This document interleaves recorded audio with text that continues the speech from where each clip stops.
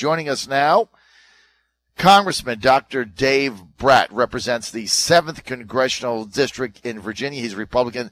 That is the Richmond, Central Virginia area. Congressman, good to have you with us, sir. Hey, John. Great to be on. Thank you. Well, here we go again, right? It's just, yep. No, you know what? I heard your lead in, and just for the folks back home, so they don't get overly discouraged. When you read the budget, you will get overly discouraged. And so this will just fund the government through September. And so this is the handiwork of kind of the old days, right? When we had the omnibus, that was a disaster before Christmas and that kind of thing. So this budget is still there. Schumer is smiling from ear to ear like the Cheshire Cat. And we went and got Democrat votes again, it looks like, by giving up a lot. But just so people retain hope, Trump, I think, going forward, now sees this very clearly. And that's what we needed, right? So this is 11 appropriations bills that were done for the most part last year. And so they're coming up. We got to wrap it up, get a budget through September. Then we start the whole new budget from scratch. And so this time, President Trump just wanted $1 billion out of $4 trillion for a wall. And Schumer and Pelosi said no. And Trump said, okay, he pivoted off and said, okay, we'll just do some other stuff in the short run, but I'll get it in a few months. And so that's what he has in mind. And so now I think they've made a big mistake. I'm hopeful. I mean, I just keep my fingers crossed, right? They've just got into a brawl with the president who knows leverage better than anyone, right? New York business mogul that now has $4 trillion budget. We have all three branches of government, and he has all the secretaries under him. And so the Democrats strategically are not forward-looking and too smart on this one, right? They're kicking off someone over $1 billion. And so now I think Trump is going to start looking long-run strategy as to how in the world did this happen. And his team will come up with a much better product next time. Well, you got to play the long game, right? No question. But, you know, here's the issue with what you said, Congressman Brat. Yep. Once again, be a Republican out there that worked his tail off to elect you and to elect many other Republicans in Virginia and across the country to elect Trump. And here we get this budget. No, and we have a majority. We have a majority in the House. I mean, this is reality. We have a majority in the House. We have a majority in the Senate, and we have a disruptor, rainmaker president who came in to blow up the entire system and get things done. Yep. And with all that, Chuck Schumer and Nancy Pelosi are still running the government. Now, when the Republicans were in the minority, we didn't do crap. We couldn't get crap done, right? They still ran the government. They still had this 60-vote cloture. McConnell never did anything. Obama got everything he wanted. The Republicans never stopped anything. Dave, that's why you got elected, because these representatives, these Republicans, cave everywhere you go. That's why you won, right? Because you stood up, truth to power. Now we get the same thing. Here it is. Again, we get no wall. We get a fraction of what he wanted for the military. And now, just like Omnibus and Cromnibus, here's what we're being told. Next time. This is not a hill to die on. This is like the Scott Ridgel mantra, right? This is like Scott Ridgel Redux. And I know he's your friend and all that. But I had him on my show 100 times. And 100 for 100, Scott said, next time, we'll get it done. Next time, John. Next time. It's right there. It's right around the corner. I give you my word. Next time. The next time never comes. Now, all of a sudden, we're to say, okay, let's go with this lousy budget, and because September, it's going to change. It's not going to change. Why is it going to change? Yeah, well, I agree with what you just said, and I voted the way you just said all the past years on the budgets, and I got in trouble every year. And so I was just trying to explain why Trump, he's got leverage, right? Why did we lose this one? Right. And the reason is he wasn't in at the beginning of the process. And so he's not a happy camper right now. And that's all we got to hold on to. Right? He could have said, we're going to shut the government down. Baloney, you're giving me my wall.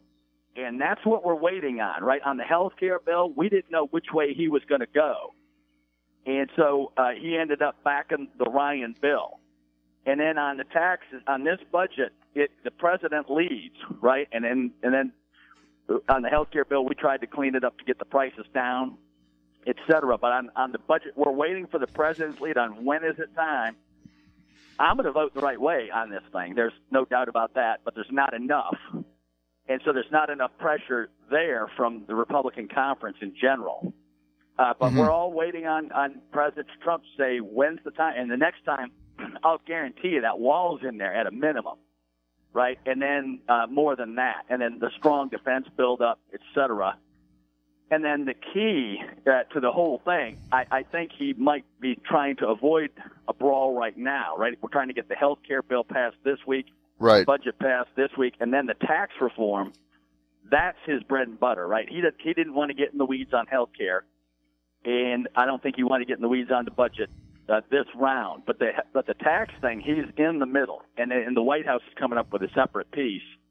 And so and that's the most important by far, because that'll spark the whole economy. So we'll see. I mean, if they back off of that one, then the American people can, hit themselves in the head. All right, so let me understand what I think I've just heard is that we're really, really, really going to get this done the right way after September, that Trump didn't want to go to the mat right now. He didn't have all of his agency people in, and he got started late because this process has been going on, right? Because this is the budget through September. So he was late to getting this done because he didn't take over until January, and they've got a lot of other things going out. Sounds like what they want to do is make the tax reform package, which is a big, bold move, right? 15% corporate taxes. I mean, I was at the press conference when they laid this one-pager out.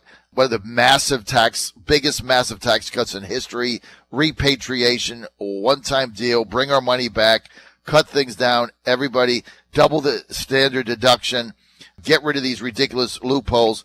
Great plan. So it sounds like they want to focus on that, and they're going to get to the budget in the next cycle, right? Is that what I'm understanding?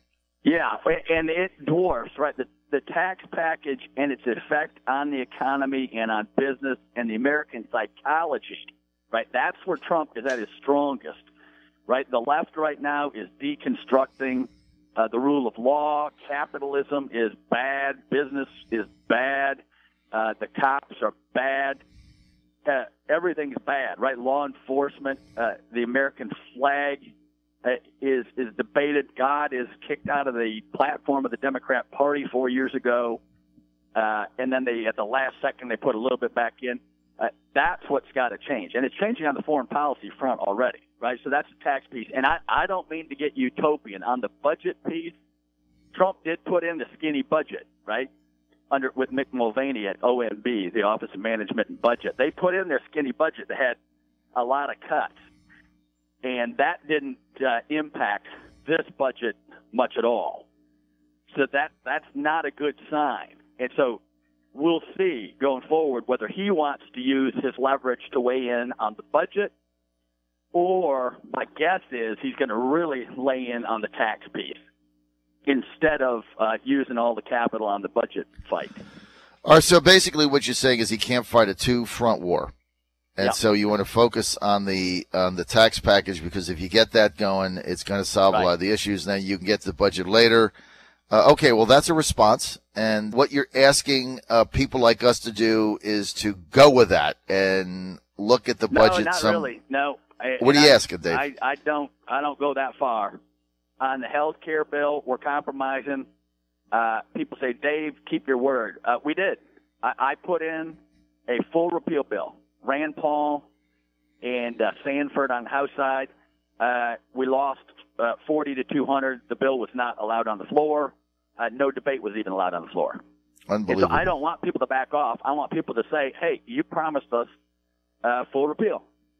And same on the budget and on the deficits. That's my biggest thing, right? So I don't ever want to encourage anyone to say roll over.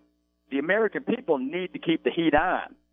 Unfortunately, there's not enough heat, right? On the people aren't writing in. They're not hot about $20 trillion in debt and $100 trillion in unfunded liability. It's never in the Right. newspaper. It's never on the news. Right. The American people aren't bringing that up, right? That Right. this is going to throw the kids under the bus.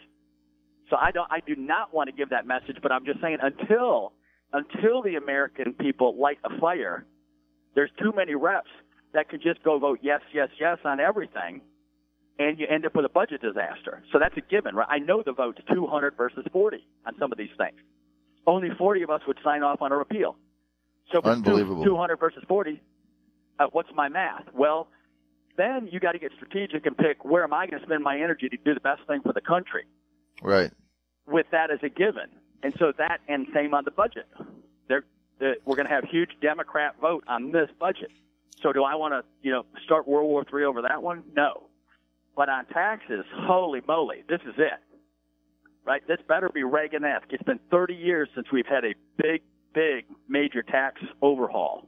And it lit up the economy. Back under JFK, it lit it up. 5% real growth. Reagan lit it up. Real growth for over a decade. They passed it in 83. In 84, they had 7% economic growth. That's right. Right? What would it be like to have that? So that's what I'm saying is the American people need to really start revving up the engines on this fiscal undiscipline that they've allowed us to do, right? The American people vote for the congressmen and women of their choice. And they need to light it up on those issues and say, hey, look, my kid is not going to have it as good as I do. Right. And so get on it. Get on it and make it right for my kid. And I've been trying to spread that like crazy. Congressman, let's get to Obama repeal and replace. Unbelievable. Even though the repeal bill passed, 67 times, you tried to repeal it, you lost 200 to 40. It's kind of unbelievable. It's just unbelievable to people. I mean, it passes when it doesn't matter, and then when it does matter, you get 40 votes. I mean, it's driving the Trump base absolutely berserk when this happens, because you're just realizing how ridiculous the system is. So let's get to your compromise in the Freedom Caucus. And look, nobody understands compromise better than me. All right, it's political reality. You're not going to get everything you want. But, Congressman, a lot of people in America, and especially in my listening base, they look directly to you, and they say, okay, it's kind of like, remember the old cereal commercial, right? Does Mikey like it? Right. Right? Remember that? I love it. Does Mikey like it? It's like, does Dave like it? Because you're the conscience of people know you do the right thing. Does Dave like this compromise, and why? No, I don't like it. And that's what I mean. You can always count on me to tell the truth. I get in trouble every 5 seconds. I like free market outcomes. And this is a giant federal bill. And so, again, it's the political context and the timing. We put in a bill with Rand Paul. Wasn't allowed to come up for a vote. Another bill is put on the House floor, the only one that was allowed to be debated. And so then we said, no, I can't vote for that. That's not what I promised, right? Mm-hmm. And then you come up to a key time, and President Trump goes along with that bill. And people forget that part, right? If he would have opposed it and we would have opposed it, then that'd be a different dynamic. But when he went along with that bill, that makes it pretty tough, right? So the politics gets real tough.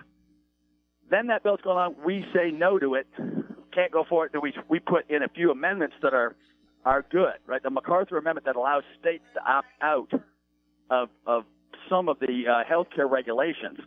That's the only prayer we got of lowering price, big time. States can take a hold of that, make it better. So we got that compromise language added to the bill. And when you work on something up there, that kind of binds you to going along with the product once it's improved. That's the game rules up there.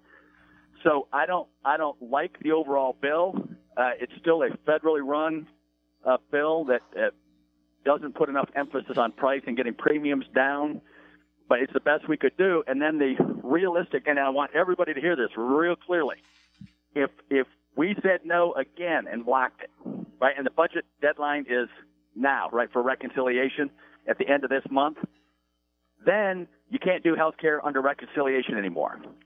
Then say President Trump wants to bring it up in 6 months and do health care. guess what's going to happen then? You're going to have to pivot to Democrats, just like the budget bill. And guess what you're going to end up then? So when people look to me and they say, what's Dave think the right thing? That's it right there. Right? There's no way around that logic. I don't see any way out of it. And so people say, Dave, why'd you do that? And I say, right there. And that's it. So you're going to vote for this Obamacare repeal and replace, son of Obamacare, replace repeal bill number 2. Sounds like you're saying you're going to vote for it, but you're going to hold your nose. Is that fair? Yeah, I do. It's not a free market bill, but, and this is another part, right? I'm kind of upset with the folks who arranged the whole strategy. $1 trillion out of this health care, the taxes we bring back, which is a good thing, right? It gets rid of the Obamacare tax. We save $1 trillion. You need that $1 trillion to go into the next tax piece, right? So whoever linked these together, you know, if you run into a hard spot on health care, you're doomed, right? And another way of putting it is if you want to keep President Trump's momentum, guess what we have to do? We have to pass a health care bill in some way, shape, or form. And believe me, all the heat in the world was coming down on us a month ago, right, when we said no to it originally before we got the amendments added, right? Because Wall Street and hedge fund guys and the money guys, you pass it. I don't care what's in it. Pass it. And we do care what's in it. It's 1/6 of the economy. Right. And so that's it. Well, the gangster bankers in Wall Street, the donor class that fund the international cheap labor slave trade network, they were all over this because they make money. We get screwed. It's been going on forever. You know that, Congressman, better than anybody. Look, I've only got a couple of minutes, but I got a lot of questions here. I got so many texts I can't read them, but let me just get to 2 of them if I can very quickly. Stan in Chesapeake says, I don't understand. The Republicans have the majority. Why can't the Republicans just pass the budget bill that Trump wants when they have a majority in both houses and the president will sign it? Why does Chuck Schumer make the call? Good question, Stan. And the answer is you can do that only in budget reconciliation. And so technically, we probably could have set that up this time, but we did. We're doing health care right now in this year's budget reconciliation. In next year's budget, we're going to do the tax cut piece, and we can do the entire budget in there, too, anything that has budgetary implications. And so the catch is, in normal times, we have the House and Senate, but you need 60 votes in the Senate, right? And so this is the one time, this is why it's so key on this health care bill, that's the only time you can pass health care with 51 votes in the Senate. And you can't put everything in to this budget reconciliation process. There's this technical stuff called the Byrd Rule, and I don't want to get into time because I want to get to another question or two. But it's an excellent question. You can't put everything in there, and that's roughly the answer. Okay. Henry in Hanover says, and I actually had 2 people text kind of the same question, so I'll read Henry's from Hanover. Henry says, why can't we build a wall under the Defense Department and get General Mattis to say, look, let's find $1 billion of waste and put the wall up as part of the Department of Defense rather than go through appropriations? That's a good question, too. And a lot of people say, hey, Dave, look at Cruz. He's got a way to fund the wall. Look, here's a way to, you can fund the drug warlords and all this. And the one answer, now, that's a creative answer, right? In it, you could go to a different area of jurisdiction, like the military budget, to do it. But the rough answer is to do anything new, you still have to pass a bill, right? And that's the catch. So it's not just the money piece. You can find the money. So everyone's getting clever on how do you find the money. But if you're going to build a new wall that differs from the 2006 wall, et cetera, that already is in law, by the way, then there's no way around it. You have to pass a bill and add language to a bill. And Pelosi and Schumer said no to any of that. And Trump got blocked. And so he's not a happy camper. And that's the best thing we got going for us, right? So I hope he blows a fuse on this issue and turns it around for the next time. And that's what I was getting at earlier. All right, we got you. So you're going to vote for the new Ryan Care bill, whatever you want to call it, the replacement bill, even though you don't like it, because we got to get this done to move forward on tax care and everything else. But you're convinced that it's better than the one that we had a month ago. Oh yeah, it's substantially better. It's got a Maine state of Maine risk pool addition on it for pre-existing conditions that enhances coverage and brings down price. And we did a few other good things, right? And so we're lucky we held up the fight a little bit and made some improvements. So at least now it cracks the door open to some free market reforms. And then Trump has promised more, right? He promised shopping across state lines and a bunch of other stuff in Pot 2 and 3. So we'll see if we can get that through as well. Okay, final comment here. I've got to read this one, Congressman, because it's from the Fräulein in Chesapeake. That's my wife, Ann, who texted in. And so I have to read this. You understand that, right? You know how that works. Yeah. The Fräulein from Chesapeake says, "Thank you, Dave, for coming on and taking the tough questions and giving us honest answers when I really appreciate you, and you are truly the people's representative. That's why you're my favorite congressman of all time. Keep up the good work." And that's it. She also says, "I love John's Mikey. Does Mikey like it?" Scenario. That's right. So that's a great one. That's a good one. You got to be a little bit older to remember that, though, Dave. I'm older than you, so you probably remembered that as a child. I remember this. Oh, I remember that. Oh, yeah. Mike sitting at the table, breakfast table. That was a great one. Well, that was like the best commercial ever. Let's see if Mikey likes it. Let's see if Dave likes it. All right, Congressman, we're out of time. I really appreciate your being with us, sir. Thank you so much.